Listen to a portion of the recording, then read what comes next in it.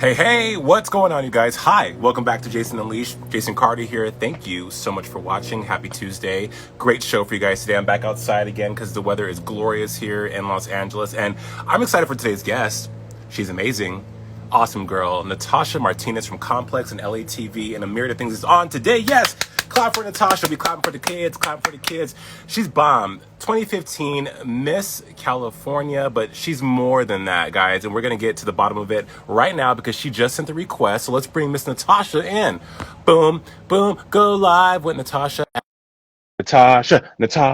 Mm.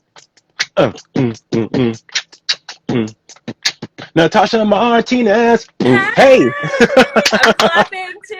Hey, I was trying to do like the Savage Challenge, but it wasn't working. Yes. Natasha, hi. Welcome to Jason Unleashed. Thanks for being here. Oh my God, thank you for having me. I'm also just so excited that we get to catch up. It's been so long. So I'm really excited to talk today. You too. I mean, it's been so long. Last time I saw you was at ET. We were talking about who was it? Avicii. Avicii, yes. Yeah. That was like A lifetime ago. Yeah. Yeah, I mean, literally, March feels like a lifetime ago. Like, yesterday feels like a lifetime ago. Let's be real.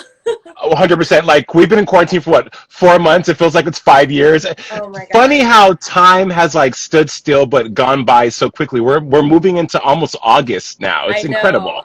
Yeah, I've been saying that this whole time. I'm like, oh my gosh, before we know it, it's going to be December. Not to be like ominous or anything, but the year does go by especially quickly. You think it goes by when you're busy, but it definitely goes by when you're not doing anything either.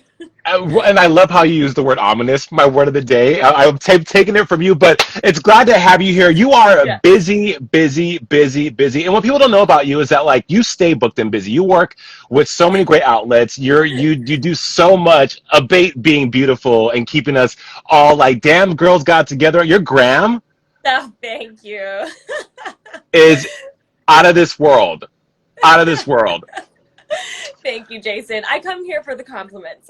Hey, and I have them all day long, boo, all day long. I love it. Look, so many people are watching right now. Everyone, when I told them that, when I told people you were going to be on this show, like, God, I love her journalism. Like, she was a Laker girl. Like, you have fans. But let's go back to the beginning because you are Mexican, Nicaraguan American. So you're Latina, Latinx por vida. And yes. And people don't know you were a dancer. You were a dancer. So like the journey of Natasha Alexis Martinez, take us back to the beginning. Woo! Well, I mean, in dancing terms, it started when I was 5 years old. Like, my mom took me to go see Swan Lake, and she was like, hey, don't you want to be like one of them? You can look like beautiful like a swan. And I was like, yeah, that sounds awesome. And like, dance really was my first love. And it's kind of crazy that for the majority of my life, that's what I did. So to transition then into what I do now, TV, it's kind of like act 1 and act 2. But act 1 was absolutely just a beautiful time in my life that I will always cherish. And I miss it. And it was part of my 2020, resolution to get back into dance classes consistently. But then, the Rona had another idea for me. But hey, look, there's TikTok. I was on the TikTok for a minute. I saw them. But it's work though. Like for real. Like TikTok is a job. You can't just like dabble in TikTok. You have to commit to TikTok. Literally, I did a TikTok yesterday because I had my hair and makeup done. And listen, when you're in quarantine and you actually get ready, you have to make that count. Like, I am not spending like an hour plus on getting ready and not at least documenting it with an Instagram post or a TikTok. And what happened is I'm like getting dressed, I'm doing this TikTok, I can't figure out how to edit it, I'm Googling, I'm downloading extra apps that I don't need. By the end of it, I'm completely drenched in sweat because I'm just moving around. Like, it's hard, but it's a lot of fun. It's a lot of fun. It is a lot of fun. So so from dancing, that brings you to this world of pageantry, and shout out to we have a mutual friend named Melanie. She was like, oh my God, Miss California. But the pageant world, it's like a sorority, it's like a sisterhood. Miss California 2015, mind you, people, she competed 4 times before winning the title. You moved into pageantry. Tell us about that, because that's a whole other world that has its good and bad elements attached to it. For you, your experience. Oh wow. Yeah, pageantry, you said it perfectly. It's its own world. Like when I begin to think back at my pageant life, sometimes I'm like, wow, I can't even believe that I did that. Like I was on stage in a bikini, like on national television. Like, excuse me? Like what? But it definitely was more than that for me. So I kind of discovered pageants through a friend. Her mom kind of nudged her into like participating in one. And after seeing her compete, a few of the judges that for that pageant reached out to me saying, you know, you should come and try like one of ours. And the reason why I just said yes, it connects with the dance background. The Sure. choreographer, he had done a bunch of music videos out in LA for, you know, a myriad of music artists. And I thought, okay, well, at this point in my life, I think I want to be a dancer professionally. So this might be like my foot in the door. Hmm. So I agreed and had the time of my life competing, so much so that I think I just was my authentic self, as like cheesy as that sounds, but I wasn't trying to be like anybody else because I was just there to be, you know, experience dance and kind of like get my foot in the door. So I ended up winning that first pageant. And I was like, oh, I could do this. Okay. Like, Right. and this taught me a lot of really great opportunities in pageantry. So from there, I kind of climbed the ranks and, like you said, entered into Miss California USA. And it took me 4 tries. So, and you know what? I really cherish the fact that it took me that long because it taught me the most important lesson in my life, which is to embrace failure. Because the Yeah. reality of it is, and if there's any pageant girls here, you are going to fail and not win more often than you will You're win. gonna win, And right? but that's a part of the fight and the drive and the passion for it. And so for me, it was so personal that I needed to basically prove to myself, like, Natasha, you can do this. And I truly in my gut believed that I could do it. So I wasn't going to let anybody stop me, whether it be the bloggers, because there are bloggers in the pageant Yeah, world that are like, I know. no, she ain't cute, or she's done it too many times, or, you know, there, it's a mean, dark place on the internet. Or just other competitors, you know, it's hard to kind of continue when you feel like nobody wants you to have that spot, Hmm. but you have to want to have that spot. So while you said, you know, pageantry has some negative, definitely a lot of negative things about it, for me, it was totally positive, and it transitioned me into now being a host and teaching me a lot of things about the professional world. So I take pageants as it's the energy that you put into it. If you are Sure. coming from a healthy place, you're going to have a healthy outcome. If you're coming from an unhealthy place that has to do with maybe body image or Low self-esteem. narcissism, low Yeah. self-esteem, proving things maybe for the wrong reason, then you're going to have an unhealthy outcome. So that's Right. sort of the danger with it. And it's really important to make sure that you're channeling that positivity when you're putting yourself in that position. I would agree. I mean, that you can apply that to, I mean, we do apply that to the industry we work in now, but I love how you Definitely. said that the 4 times that you weren't victorious Yeah. taught you something because think back to all the times where you wanted to be on the other side of that lesson. Learning that lesson's always the shittiest. Like, oh, what is this teaching me? And now hindsight, looking behind you, you're Yeah. like, I get it now. But you mentioned transition. We're going to talk about your hosting in just a second. Let's say what's up to the Yes. fans watching. King Kong named John. Hi. Sandra. Hi. Hi. Hey, Toy. Hi, everyone. Transitioning from pageantry because we see a lot of girls Yep. Chesley Chris and like so many people that Rachel Smith they go from pageantry to hosting. You have a degree in broadcast journalism from I Chapman. You're do. the real deal. You're the real deal. Yes. You just didn't say, "Oh, I want to be a host." You went to school Yes. for this. Moving from the pageant world into hosting, what was that like? Because I know, and I've had conversations with people who said no one took me seriously. No one they thought I was going to be an airhead, a bimbo, no matter what degree I had, what Hmm. credits I had, what accolades I attained. I was never going to be seen other than just a pretty face. Was that a challenge for you?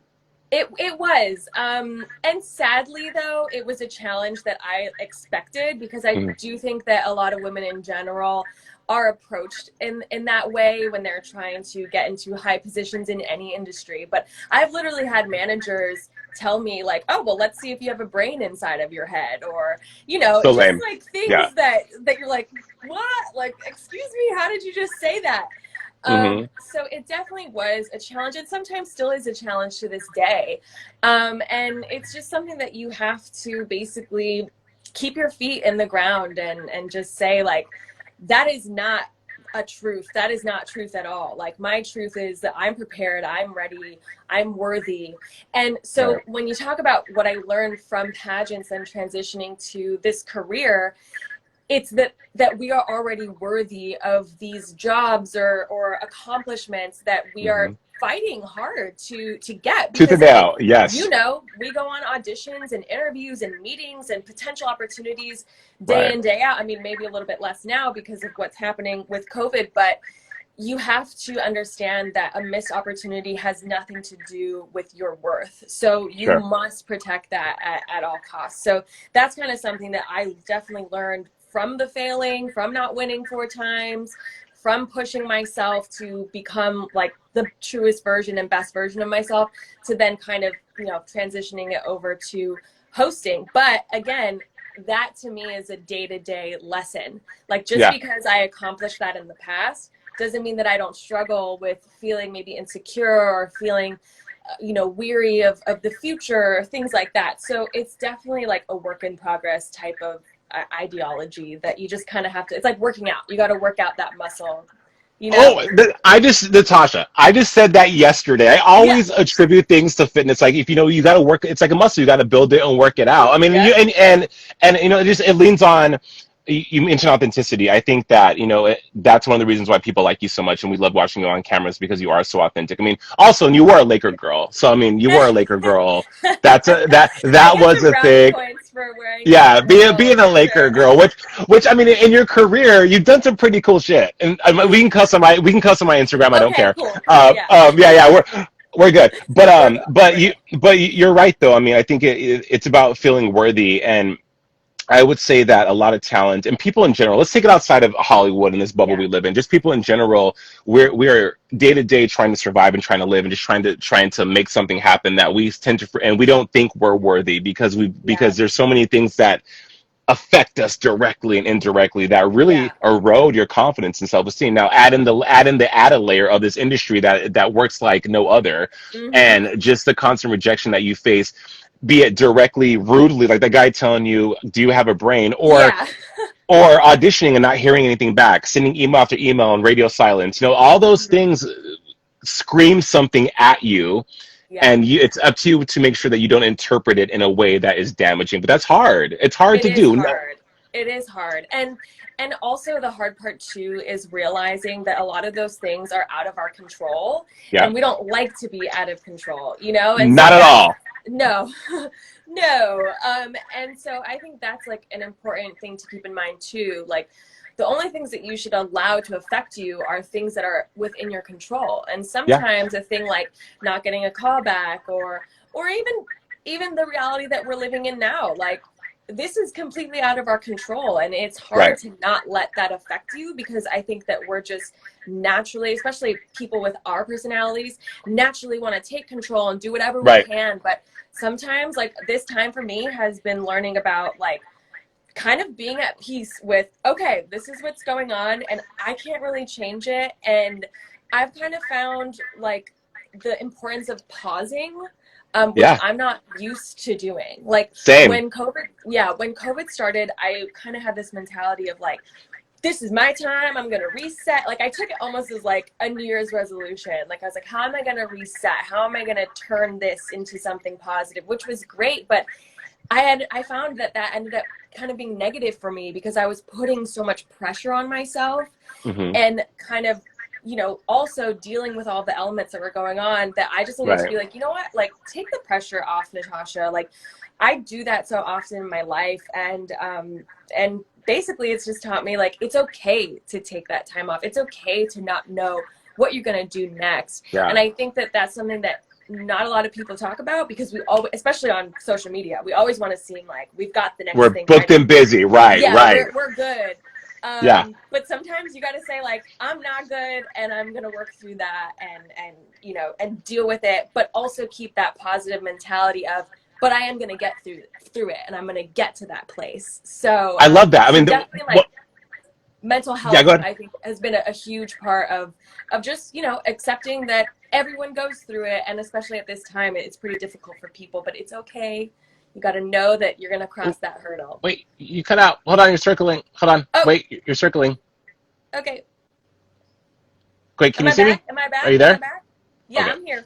Hold on. Okay. We're going to continue the interview inside because Yes. okay, wait, hold on. I'm moving to location number 2 because my internet's kind of shady outside, but we got That's this. Wait, okay. That's stay okay. by. I'm also right next to Cedars. So sometimes my internet goes in and out. It hasn't been recently, but maybe today. Wow, look at your place. It's so beautiful. Oh, thank you. Yeah, it's a little cavernous in here. There may be an echo, but I feel you on that, Natasha, about like the pausing. And you're ahead of the curve because that was one of the questions I was going to ask you: is what have you learned, and what has your quarantine been like? And a Yeah. lot of people have, you know, they're discovering new things about themselves. They're not really pausing. And for you to say, you know, it was about me pausing and just saying it's okay to not be booked and busy, to not always be doing something, because type A personalities, especially in an industry that kind of praises ambition, like ambition and making something happen is just a prerequisite that you cannot avoid. Like you have Yeah. to always be proactive, and if you're Yes. not, then you're a slacker, or you don't want it bad enough, or Yeah. all these And things it that are just just not moves true. so fast. So it's like that opportunity then will go to the person that does have that, you know? And I think too, like, we just as a society put a lot of value in being busy. And that's something that Yeah. has always kind of bothered me Hmm. because it's like everyone, how are you? Oh, I'm busy. What's going on? I'm just busy. It's like, Right. I don't want to be busy. I want to I want to find what interests me. I want to get back to my passions. Like, Hmm. I want to figure out like what it is about me that makes me a happy person. Because Yeah. when you're in a situation like this, all of the other stuff, like, doesn't matter, you know, Hmm. it's to a degree, right? You have to find out what matters. And so I think being able to separate your value and your worth from like your busyness is kind of a hard thing for people to kind of wrap their minds around. And this is the perfect time to be able to say, okay, I'm just gonna get back with myself, figure it out, pick it up when I can, when it's in my control. So that's kind Yeah. of what I've been learning. Yeah. That's awesome. That growth is so invaluable, and I'm so grateful that you are able to have experienced that. Because, like I said, I'm that's been the biggest struggle for me, and I'm learning that. COVID has been the first part of the year that was truly, I would say, life changing. But now we've moved into a different conversation that is of social unrest and Yes. racism. Yes. You work at one of the pillars of culture for Blackness in media Mm-hmm. complex, Mm-hmm. which is this juggernaut. People, millions of views, thousands, so much traffic daily of people who go to experience Black culture. What have the conversations been like with your colleagues about Black Lives Matter? Also, the conversations within the Latinx community, because I find that Latinos and Latinas and people of color that are Black, we're fighting the same fight. We're fighting. Yes. We're on the same front lines. People that are not that are non POC look at us the same. We may not have the same experiences, but there are a lot of similarities in regards to the microaggressions, the racism, Yes. the lack of opportunity, the way we're viewed, the jobs we get or don't get. What are those Mm-hmm. conversations been like for you with your colleagues at Complex, and also with just your friends in general? Yeah, I mean, it's been a very difficult and heavy time. And Hmm. when all of, you know, the protests and the unrest that came after George Floyd and Breonna Taylor and all the other countless innocent Black lives, Complex actually took a big pause. And I was extremely thankful for that because they recognized like this is directly affecting the majority of our company, and we cannot Hmm. expect them to continue business as usual. And for me, it was interesting because, you know, working for Complex News, I've been there for 4 years now, and the video team here in LA, it's all Black people. I'm the Hmm. only Latinx person on the team in LA, and these are my family members, you know, and I kind of decided that I'm going to just take a step back and listen, even though I felt unified Yeah. in the struggle. And when I listened to the pain and the shakiness in their voices, I just knew that I can no longer accept the privilege as even a person of color that I have to just kind of, you know, be like, oh, everything's normal, or, you know, especially with social media. Like, I've never been the person to post politics or social issues because I always kind of wanted my platform to be something about positivity and light and just energy. But I just thought, like, there's no effing way. I know you said we can curse, but but there's no effing way that anyone can do that right now. So basically with the conversations at Complex, you know, it ruffled a lot of stuff within the company that maybe people were unhappy with, things that people were happy with. I think that now that we're kind of internally transitioning into figuring out the best culture within the company, but it's a hard working conversation. You have to like chip away at the marble, and that's really hard. And and then in terms of just within the Latinx community, there's a lot of racism in the Latinx community, and there's a lot of racism within Latinos as well, within sometimes our own families. So it's been a difficult time, and I think too, like, that has also put into the perspective of, you know, what really matters here. You know, it's people, it's humanity, it's getting back to, it's not getting back to, it's finding, you know, looking at people equally across the board. So it's been a difficult time, and I think that has also caused me to pause and just really think about, like, what am I doing personally to either help? What have I done that maybe hasn't helped before?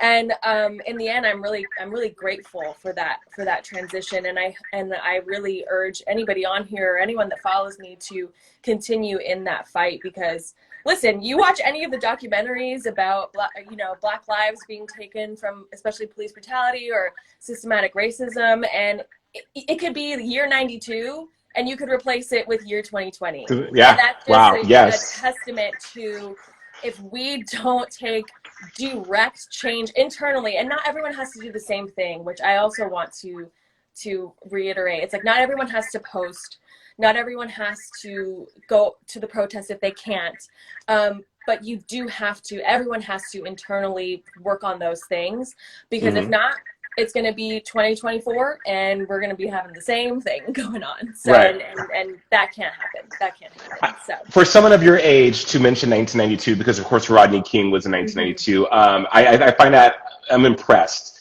And also about, you know, you bringing up racism within the communities, because we're also, everything that's been unearthed since this whole movement, not Black Lives Matter, I'm talking about the movement in 2020, the last 60 days. Yeah. So many things have sprouted up beyond the protest. Conversations about, okay, well, colorism, conversations about LGBTQ plus homophobia in the Black community. And there's just so many conversations that people are having that are much needed and of course should be happening. But you're just like, wow, you stop and sit back and think, I had no idea, or you had an idea, but you didn't understand the depth or how far it goes back, these issues and the feelings or the ideals and the ideology that people had. You're like, whoa, I did not know it was on this level. But the silver lining is the conversations are happening. But I love that you brought up 1992, because I had a conversation with someone who is a hyper millennial, almost Gen Z, I think. And they had said, you know, something happened in 92, but people keep bringing up this Rodney guy. I'm like, yes, get into that. That happened, now says a precursor, but that's just one glaring instance of everything that has happened since then.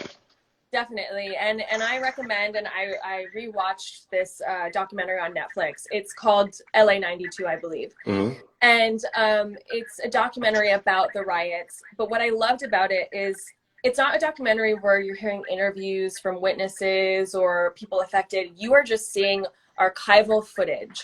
And it's just out there. Have you ever seen the documentary? Yes. And it's just out there. So you see the entire conversation from above. And it becomes like, there's no like this side and that side. It just becomes like one act of, you know, blatant racism from the top, then created this entire catastrophe. And and there's no which way about it. It's just that's Right. how it was, you know. Mm-hmm. And I think too, you know, I actually loved that Netflix put all the Black Lives Matter documentaries, TV shows, films, because like you said, a lot of people don't know what happened, and that's a privilege that not only white people have, but other non-Black people of color have as well. There's Right. and because you don't have to deal with it. So Right, exactly. I think, yeah, and I think that was a hard lesson that I had to take for myself as well. I'm like, well, some of these things, yeah, maybe I didn't know a lot about it, and I had the privilege of not knowing about it for the majority of my life. But I'm kind of taking the step of being like, nope, no longer am I passing by a headline.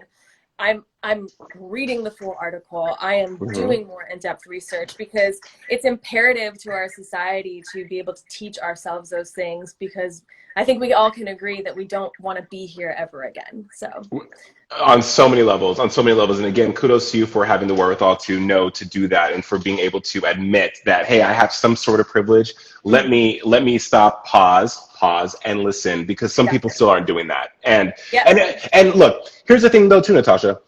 And I say this time and time again as well, just because we are both a part of a marginalized group of people does not absolve us from also being allies to other people. You know, because then that leads us to be just victims, where it's like, well, this happens to this, something egregious or whatever has happened to me, and because it's happened to me, because I'm part of this group, I don't have the power to help other people. And so by us being that way doesn't, or by anyone being that way, not us collectively, but just like, you know, in theory, doesn't serve anyone either. Doesn't help. Doesn't move the needle either. So yeah, good for you. Good for you. Yes, go watch that. We all gotta move. We all gotta do the work. No one is absent from it. So that's what 2020 taught us, people. I'm telling you, taking us to school. So me and you, when I had became a hyper fan of yours, when me and you went back and forth on ET about Drake. Yes. and so what's funny is because I walked out of the room, I was like, okay, then Natasha Martinez, she had some really hot takes there. I mean, you sold it, but your music, hip hop, you are this consumer of all kinds of music, but you have like this ear for hip hop. Who are you listening to now, and who has been getting you through musically this year? Ooh, you know what? Actually, hip hop wise, I've kind of transitioned into more of like the R&B, like alternative side, you know. So I'm obsessed with like Snow Allegra right now. Yes. Daniel Caesar, I love him. I know he's a little bit of a controversial figure as well, but you cannot like ignore his voice and his music. I am all about those vibes. I'm just trying to like explore like different artists. I'm kind of drawing a blank on like anybody specific at the moment that I'm obsessed with. But definitely into like those R&B vibes, especially like being at home. I love to just feel like calm and just like in the mood when I'm cleaning. So the hip hop has taken a little bit of a backseat. I've also just really gotten into reggaeton music, Latin trap when I'm working out by myself. So all of those like artists, Bad Bunny, of course, Safayera from his latest album is literally my jam. Like it's like a 7-minute long song, but I listen to it on repeat. And anyone that wants to get through their workout or run a few miles, put that song on and you will get it done. Do you remember when reggaeton was like parody? Like they would take a Christina Aguilera song and make it reggaeton before. Yeah. I mean, I think the Latin music, as far as I would say making it commercial here in the States, because abroad it's a completely different experience. People, I mean, like it's a whole other movement. But you know how America likes to white shit up, right? We like to make things like more digestible, more, right?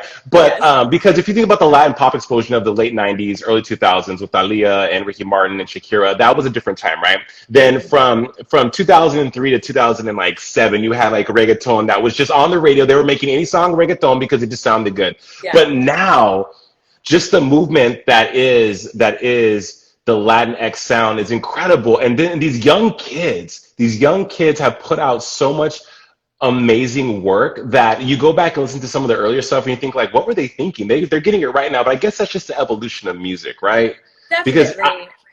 Yeah, and you know the fact that you bring up the whitewashing of Latin music, what I love is I really feel like that has taken a turn. You Hmm. know, like Rosalia is another artist that is amazing, and Fire, fire. she, you know, she's not technically Latin, but at the Grammys she was the first nominee, Best New Artist nominee, to have her entire album in Spanish. Hmm. And like that's crazy to me. And then you have her teaming up with Travis Scott and he's singing in Spanish. And like Hmm. that just like would, or not singing, I guess rapping. He's Rap singing. auto tuning in Spanish. But like, you know, when let's say Despacito came out and they had to put Bieber on it, like that was the digestible Despacito, even though Despacito was already global at that point. Hmm. I just don't feel like people have to do that anymore. And They even don't. with other cultures as well, you know, you have like K-pop.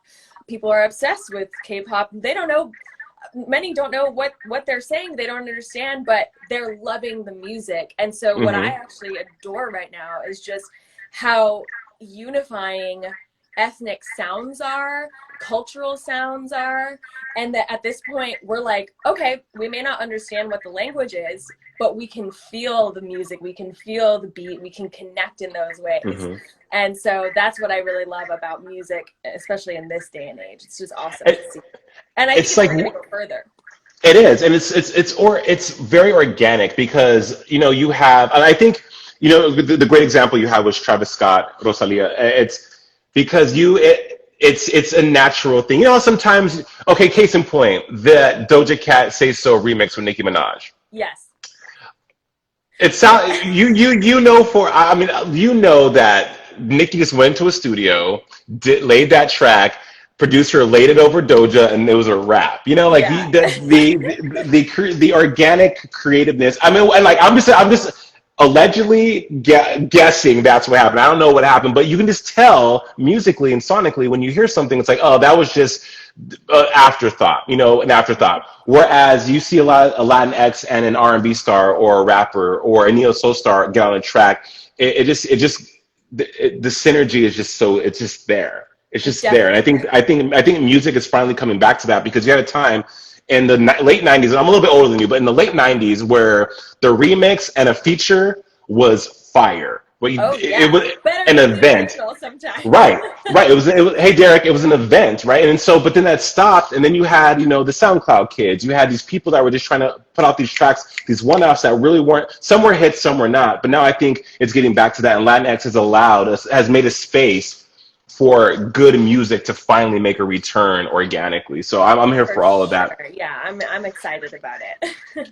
You have a really cool relationship with your Mr. Sean Evans Hot Ones. First, okay, one.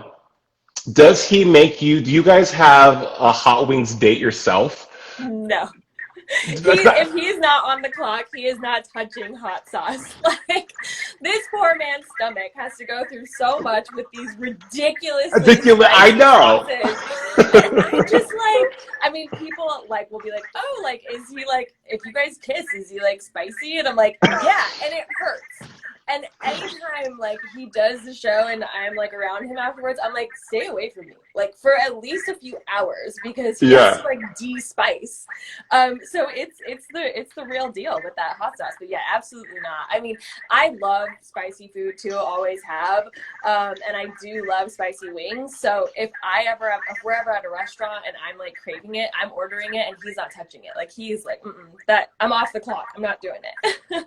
He's Hot Wings scarred for life. He Because has. I mean I watch me at my barber we watch Hot Ones and Oh, they're huge fans of yours, by the way. They're like, you Natasha's coming, oh my god.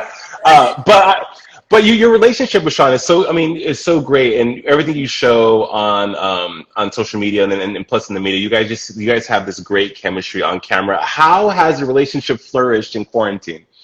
Ooh, it's definitely like put things to the test, I think, for every couple out there, especially for us because we're still long distance.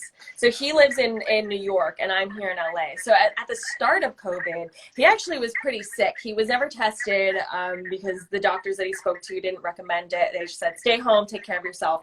Recently, we both got tested and we got the antibody test too. So we'll find out if he had it or not. But for that whole month, I couldn't see him. And I think for the duration of our relationship, he's been able to fly out here so much because all of the celebrities that he's interviewing are out here. So it never really felt like that long distance relationship until coronavirus. And after a month, I was like, okay, like we got to figure something out. Like you're going to quarantine here. Like I'm going to go over there. So he spent a lot of time out here and talking about pausing, you know, Sean is one of the most hardworking people that I know.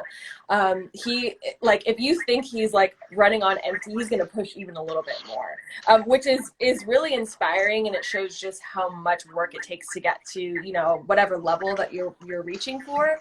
But it's kind of forced him to pause as well. And it's been really nice for like our relationship to be able to talk about our future, talk about things that we want as a couple, things that we want individually. So it's been really great. And yeah, he's my best friend. We met through work. And it's really awesome. He's a great guy. I love it. I love it. The future. What, I mean, you've been seen on E, Collider, Complex, Bustle. I mean, the Insider, so many awesome, great things. You host a show on a Latin network. You get to do all these wonderful things deservedly. Thank you. You say the future. Yes, the future. What's the future? What does the future look like for you? I don't know what the future looks like because obviously, like I said, there's so many things out of our control. But you know, I've always been a family person. Like me and my family are very close. It's probably the Latin culture, definitely, you know. And prior to 2020, you know, we had like a health scare in my family, and that really put things into perspective. And it just really taught me that while I am a very driven, career-oriented person, I know that in the end that I want a strong family, and I want that backbone, not only for myself, but for, you know, my future kids. So I'm definitely on the pursuit of career and family, but I know that when it all goes away, family is the most important thing. So I think that's kind of been on my mind recently. I'm just alone in quarantine thinking about family life. but it's nice. It's nice, you know, like we have one life, and how do you want to live it? For me, it's I want a loving, tight-knit family. I want to appreciate the family that I have, the friends that I have. Another quarantine thing that I've learned is we're all the friends that kept our schedules busy. Like, are they checking in on you? Are you checking in on them? It's kind of put into perspective, like who's in your close circle, like your friends that you consider family. And so I've found those people. I had them before, but you appreciate them more now. So I'm definitely in that space of like appreciating life and the beautiful things about life, and hopefully continuing that in the future, while also, you know, kicking some ass in my career as well. There you go. You could have it all. Okay, so you really can. you can. Family's what you want in the future. What are you working on now in quarantine, and where can people see you do your thing? Yeah, so I am still working for Complex News. We are still putting out a lot of content, interviewing a lot of artists. Up next, I think there's a potential Senator Kamala Harris interview, which could be really great. Nice. So definitely still prepping for Complex News. You can go on YouTube, find me there. I am heavily into the TikTok scene because I just think it's amazing. I'm glad that they didn't ban it yet. I hope they don't, because I just think it's like the funnest app ever. Like, you can be creative, you can learn so many things on it. It's just like it is a time waster sometimes, but it's a good pastime. So I'm definitely on the talk. Follow me at the Natasha Alexis and here on Instagram. But yeah, just working on different things. LATV, which is the Latin network that I've been doing, you know, we're doing remote shows as well. trying to keep up on that content. So, you know, and you know what, I have to tell you, Jason, like, I talked about pausing and how that was like so great for me, but I really admire what you've been doing, and it's so inspirational to just Thank you. you hit the ground running with your show. It's taught me a lot, like from all the interviews that I've seen. So again, it's people finding their role in this time. For me, my role was to pause. For you, it was to like hit the ground running, and that helps me, you know, and helps Thank so many you. Thank you. people. So I really, really just am thankful to even have gotten to talk to you, catch up with you, but Yeah. just to be inspired by what you're doing as well. Well, thank you. Look, since I met you, I've been a fan. Thank you for the kind words, and I see how hard you work, and I see what you do. And I was just so impressed with just how, I mean, you came in and we talked about with Aloe Black and Avicii, and just how nuanced you were about music. And you know, people claim to be fans. I mean, well, people are fans of things, but we're hyper fans of music. So when you see someone, you sit next to someone who is talking your language, it's like you've been on this quest to find someone like that for Yes. forever. And I was like, who is this girl? Like, where has she been my whole life? So I had to have you on, and thank you so much for coming on. You found we see each other. Oprah hug, good job. But Natasha, I will let you go. But again, thank you so much for being on the show. You are incredible and amazing, and all the best to you. Only great and wonderful things are around the corner for you. Thank you, Jason. You as well. This was awesome. Mwah. Bye, man. Kisses. Bye. Besitos. Bye. Besitos. Bye. Take care. Bye.